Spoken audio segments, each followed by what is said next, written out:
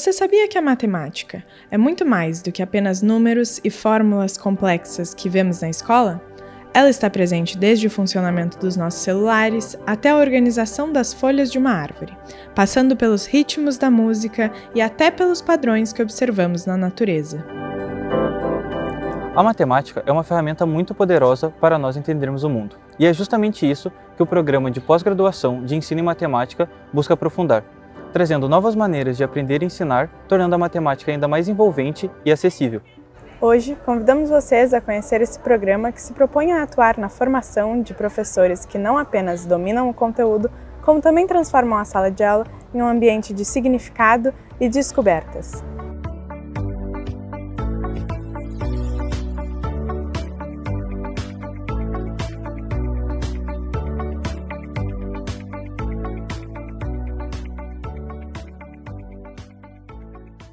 O programa de pós-graduação em ensino de matemática, ele é voltado principalmente para professores, né? Mas tanto da educação básica, ensino fundamental, médio, anos iniciais, como de ensino superior também. Então, diferente de programas de pós-graduação em matemática pura ou matemática aplicada, o programa de ensino de matemática, ele volta-se para esta área. Como é que se dá o ensinar matemática? Como se dá a educação matemática? A gente foca nisso, nesse desenvolvimento, nesse entender, investigar ações de ensinar, ações de aprender, ações de formação, né, para a formação, com a formação e outros aspectos históricos, filosóficos, sociológicos que se envolvem nessa ação de educar, educar pela matemática, educar matematicamente. Ele se origina principalmente por causa da licenciatura em matemática. Então, professores de 20 anos atrás se reúnem e começam a se preocupar com a formação continuada desses professores. Nós temos 20 anos de programa de pós, tratando dessa formação continuada do professor. Então, nós começamos como um programa profissional, na época era a área de ensino de ciências e matemática, então era uma área um pouco pisando num terreno desconhecido. O mestrado profissional ele é focado mais no desenvolvimento de produtos educacionais. Mas desde o começo, nós não focamos apenas no produto educacional. Os nossos trabalhos de conclusão, todas as dissertações tinham o produto educacional, mas muita pesquisa desenvolvida em cima desse produto. Tinha toda uma parte acadêmica muito forte e isso já vinha sendo apontado, então, como um viés bastante acadêmico do programa. Então, esse movimento, em 2017, o mestrado passa a ser acadêmico. Em 2020, a gente já ganha o conceito 4 na primeira avaliação, pela CAPES, e aí se propõe o doutorado. Então agora em 2024, ano passado, o doutorado em ensino de matemática foi aprovado, iniciando este ano. Quando nós decidimos, tivemos a coragem de submeter um APCM de programa acadêmico, nós estávamos no nível máximo de um programa profissional, que era nota 5 na CAPES. Então a gente foi muito corajoso, de arriscar começar tudo de novo, mas era um caminho muito natural, porque os nossos trabalhos já tinham esse viés. Atualmente nós temos 2 linhas de pesquisa. Uma das linhas bem focada na formação de professores e a outra, talvez, que a gente poderia dizer, mais focada no estudante, né? Embora não tenha isso quadradinho, né? Não é uma caixinha. Ambas as linhas trabalham com as duas coisas. A linha 1, ela foca nesse processo formativo com mais força, né?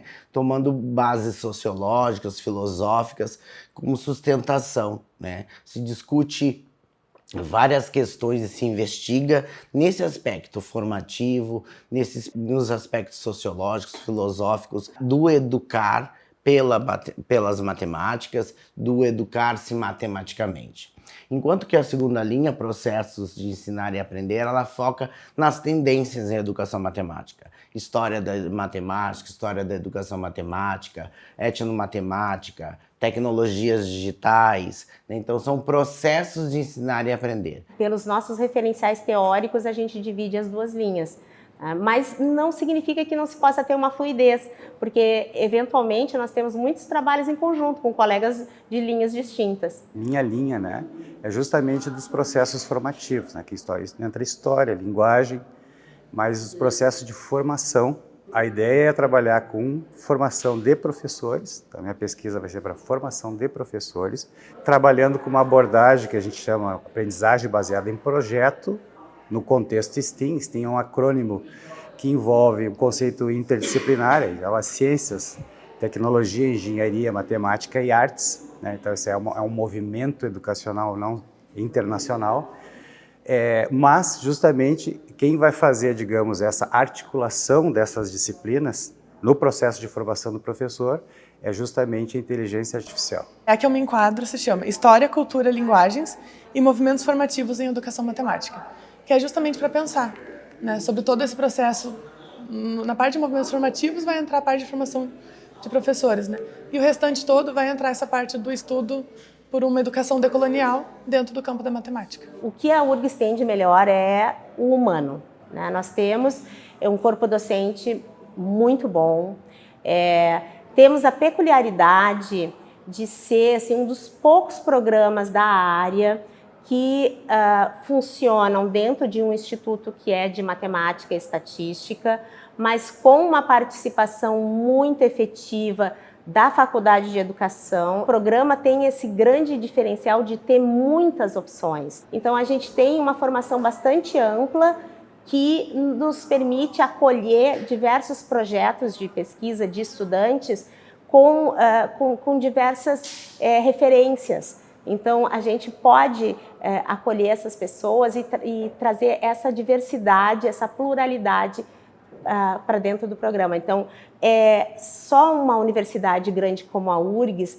que tem esse capital humano, pode fornecer essa formação. Eu sou agora aluno doutorando, né? Ano passado terminei o mestrado e o que motivou foi porque a URGS, né, esse programa de pós-graduação é um programa referência em educação matemática e na necessidade de aprofundamento de conhecimentos, aprofundamento teórico, metodológico, para ter uma interlocução qualificada, né, para o meu processo de desenvolvimento profissional. Então, foi fundamental, o mestrado acrescentou muito, né, abriu um leque de possibilidades de pesquisa, né, que é uma área que eu trabalho como pesquisador, e por isso eu estou dando continuidade agora no pós-graduação, né? Terminei o mestrado e agora estou começando o doutorado. Ao longo do último ano de graduação, quando eu comecei a me preocupar com o TCC, eu comecei a me voltar para estudar um pouco de como que a educação matemática poderia ser decolonial também, né? E aí nesse processo eu faço meu TCC, levando para uma aula de matemática os saberes ancestrais dos povos de terreiro a partir do uso das ervas, trabalhando as propriedades químicas que essas ervas tinham, né? E nesse processo eu fui entendendo que eu conseguia fazer essa prática e fazer essa pesquisa por conta da minha vivência, mas que outros professores talvez tivessem dificuldade, ou que iam trabalhar, por exemplo, o uso das ervas de modo muito mais mecânico, só para contextualizar a aula, e que não era essa a ideia, né? A ideia é realmente valorizar esses saberes ancestrais. Então, foi aí então que eu me decidi que eu ia entrar pelo mestrado e me decidi qual ia ser a base, né, do anteprojeto, que era justamente levar isso agora para a formação de professores, proporcionando, a partir de um curso de extensão, por exemplo, algum tipo de vivência, né, para esses professores poderem pensar em de que formas eles podem trabalhar com saberes ancestrais dentro de sala de aula. E aí, então, o que me motivou foi o processo do TCC mesmo. Eu acho que um grande diferencial é a consciência crítica. O estudante que passa pelo mestrado acadêmico aqui, ele tem uma perspectiva crítica bem avançada. Ele articula a sua aula e ele planeja a sua aula com essa perspectiva. O nosso programa ele tem uma vinculação muito forte com as sociedades científicas. O que isso faz de diferença? Você não está sozinho no mundo. Você está articulado dentro de uma sociedade e você se organiza e conversa com seus pares. E isso no programa a gente discute muito, a gente defende, a gente incentiva muito. Acho que o óbvio é dizer, tipo, eu enxergo matemática no mundo e no mundo matemática, porque é professor de matemática. Mas acho que, além disso, é enxergar como os alunos enxergam a matemática para tu tentar levar um pouquinho para eles essa lente que eu enxergo, não no sentido de buscando uma aprovação mas buscando uma compreensão de mundo um pouco mais ampla. Mesmo antes de eu estar em contato com a MST, ser um educador de lá e estar dentro do movimento, acho que pelas ideias ali do Paulo Freire, eu me vejo muito como o pedagogo da classe trabalhadora, porque eu quero que eles saiam daquele patamar que eles têm, que é de dificuldade e de trabalhar durante o dia e chegar cansado na escola e isso ser um ciclo, para que de alguma maneira, dois que eu consegui fazer, conseguir entrar na faculdade e ainda que seja pública e conseguir romper esse ciclo e também levar com eles a família, os amigos e tudo mais. O que eu vejo é que a pós-graduação ela não é só um momento onde você vai fazer pesquisa acadêmica, né? Vai gerar benefícios para dentro do campo de produção de conhecimento, né? Mas também é um espaço de valorização docente. Ainda mais porque é um momento que te permite repensar as práticas, permite gerar um novo olhar para dentro do nosso contexto de sala de aula. Uma coisa que a gente sempre ouve, e ouvimos desde que iniciou as aulas da pós-graduação, é que também as escolas começam a ver os profissionais com outros olhares, oferecendo cargos de liderança para os professores. Então, tudo isso por conta do mestrado, por exemplo. Então, também é algo que pode impactar, né? Ainda não cheguei lá.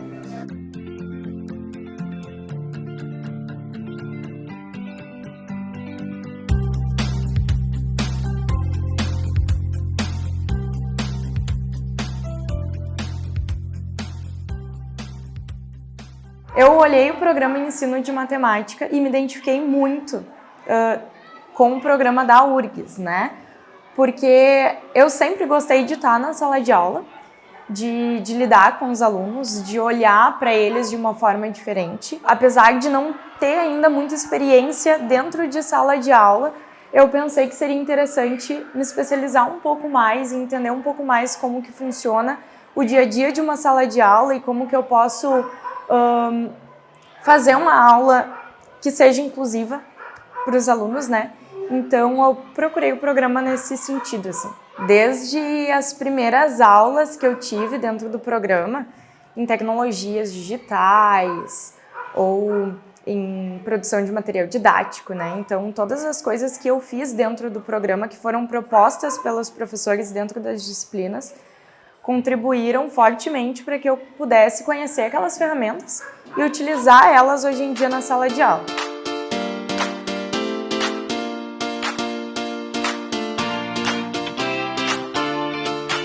Aqui a gente tem a sala da matemática, né?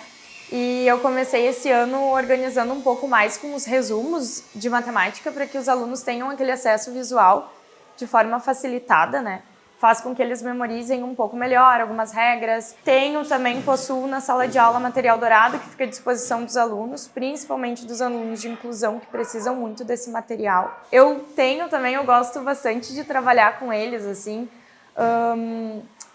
questões mais dinâmicas, né? Então, eu até adquiri esses dias um livro que meus alunos do 8º ano, eles são apaixonados pela Turma da Mônica.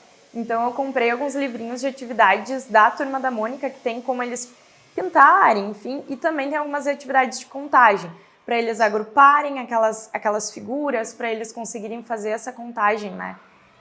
Então, eu trabalho mais dessa forma. Nós temos vários projetos aqui, com o Colégio de Aplicação da URGS, né, desenvolvido por professores como Marcos Basso, como a professora Márcia Notari, o professor Vanduir, outros projetos dentro de outras escolas públicas, com laboratórios de matemática, com a professora Andréa Dalcinho, a professora Cristina. Então, o desenvolvimento, o estudo, né, as investigações dos projetos de pesquisa que focam nos alunos são vários. Eu fiz um levantamento agora, nesse quadriênio foram 106 projetos entre pesquisa e extensão. E todos eles, de uma forma ou de outra, ele é vinculado às escolas, né? Dentro do programa faz parte do grupo de pesquisa Permita-se.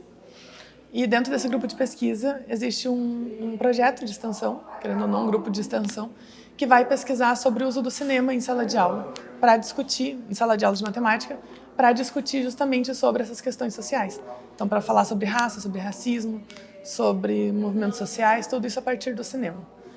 O principal desafio hoje para o programa é quando você entende o ensino só por meio de fórmulas, que entende a matemática só sendo números, fórmulas, cálculo, né?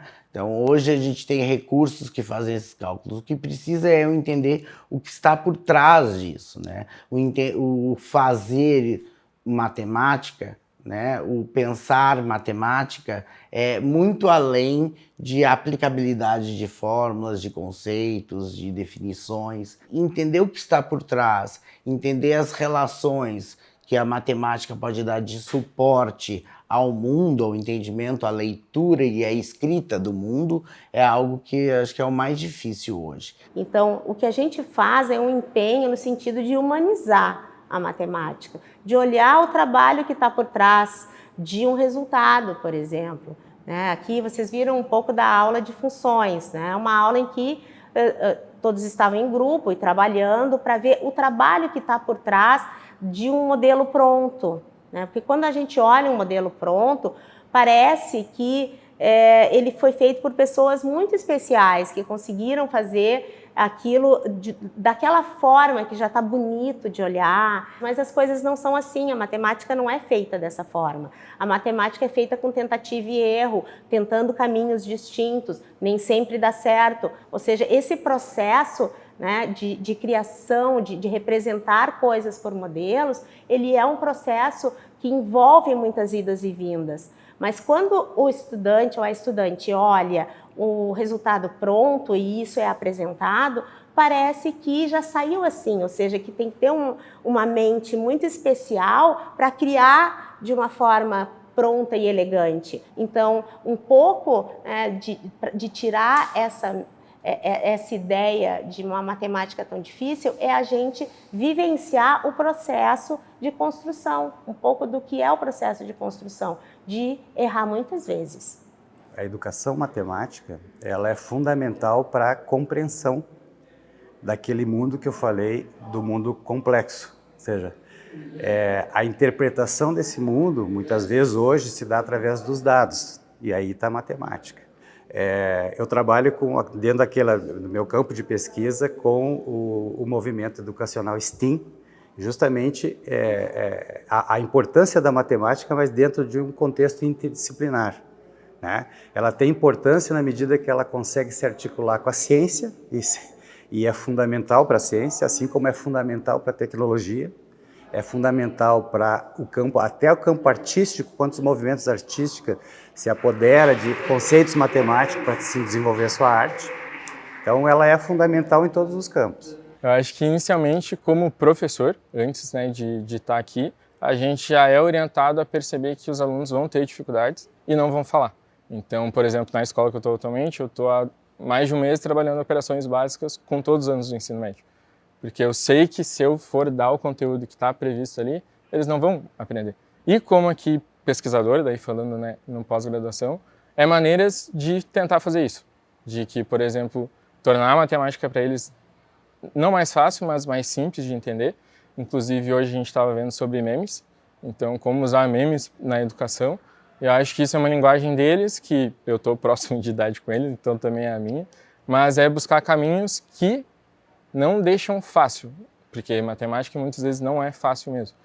Mas que eles consigam, com essa dificuldade inerente da matemática, por ser encaixada, por precisar de muita coisa, que eles consigam atingir esses patamares, não sendo só também pelo item da prova, pela nota que tem o IDEB, essas coisas, mas justamente pela curiosidade de saber aquilo, saber como é que funciona e tentar exercitar aquilo por aquilo mesmo, não só buscando a nota. Então acho que o programa de pós-graduação aqui do Instituto de Matemática, ele traz para nós essas oportunidades e essas outras possibilidades de atividade que a gente em sala de aula, por questão da rotina, não consegue vislumbrar, e quando a gente chega aqui a gente tem esses olhos mais abertos, assim.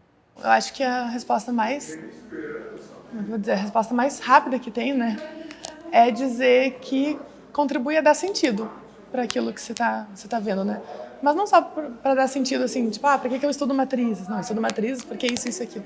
Não é bem para isso, Mas é justamente para mostrar que a matemática, ela tá linkada, ela pode ser usada para a gente estudar muitas outras coisas. Então, o aluno que se trava na matemática, por exemplo, por conta dos cálculos, mas normalmente é porque ela não faz sentido para esse aluno.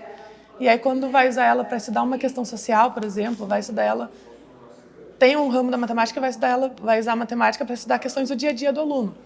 Tem outros ramos que não vai ser o dia a dia, mas ainda assim vão ser outros elementos que vão estar interligados junto ali durante as aulas, e eu acho que isso tudo contribui, porque daí não é... Tem um aluno que vai ter facilidade na matemática por si só, mas para aquele que não tem a facilidade na matemática pela matemática, ele vai atribuir outros sentidos para aquela aula, né? Aquela aula, tem aquela parte que ele tem dificuldade, mas tem todas aquelas outras partes que ele gosta, que ele se interessa, que ele quer saber mais, ou que ele não sabia, que ele passou a descobrir a partir das discussões. A partir do momento em que eu comecei a pensar em pesquisa na pós-graduação, né, isso fez com que desse um up significativo assim, na minha vida profissional enquanto professora. A minha pesquisa foi na área da educação matemática inclusiva. A gente possui em uma sala de aula uma diversidade muito grande de alunos, né, e com necessidades específicas, e a gente precisa olhar para aquele aluno de formas diferentes. Tem alunos que precisam sair dali sabendo o conteúdo para passar no vestibular, mas tem alunos que precisam sair da sala de aula hoje conseguindo contar um troco. Então, a partir disso, a partir dessa pesquisa e dessa experiência, eu consegui trazer para a sala de aula um pouquinho mais desse olhar acolhedor, vamos dizer assim, né? Que consegue olhar para onde eles estão e evoluir a partir dali, assim, né? A pós-graduação e a pesquisa em si me trouxeram muito esse conhecimento, esse olhar que eu com certeza não teria se eu tivesse ido para a sala de aula direto sem passar pelo mestrado, por exemplo.